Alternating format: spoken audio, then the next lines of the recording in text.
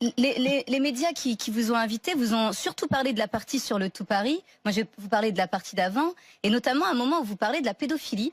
Alors, vous en parlez parce que vous, très jeune, enfin 17 ans, vous tournez dans un film. Grâce à votre père, il y a pas de souci, mais il y a des jeunes filles qui sont dans ce film. Et c'est des filles de juges, de magistrats. Et là, vous dites, je cite.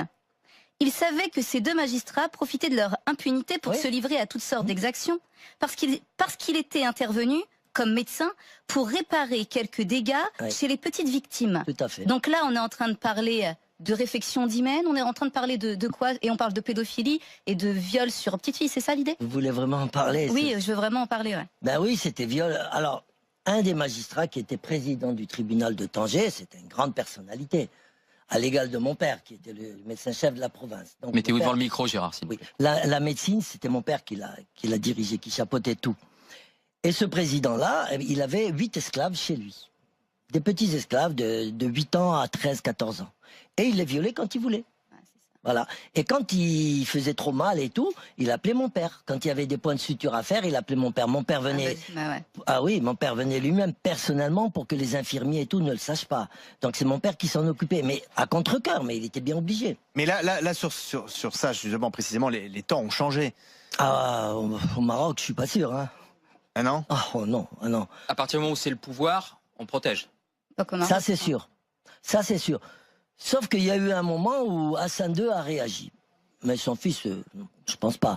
Il a réagi, Hassan II, il a mis un peu tout le monde en prison. Il y avait à Tanger un monsieur qui s'appelait Michel, un grand gangster, qui avait un bar, grand gangster entre parenthèses, qui avait un bar là-bas et puis il vendait les petits-enfants à des grandes personnalités, notamment de la famille royale anglaise. Et parce que le prince Moulay Abdellah, qui était frère du roi Hassan II, était aussi homosexuel et pédophile. Donc à un moment, le roi en a eu marre, il a dit bon, tout ça, ça suffit.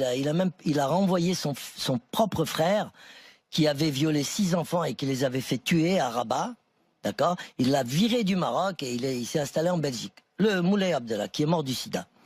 Et donc, à ce moment-là, Hassan II a voulu faire un grand nettoyage. Et il a mis ce grand gangster en prison, il l'a expulsé du Maroc et tout et tout. Il y a eu un nettoyage, mais il y a toujours eu des remplaçants, bien sûr. Et il y en aura toujours.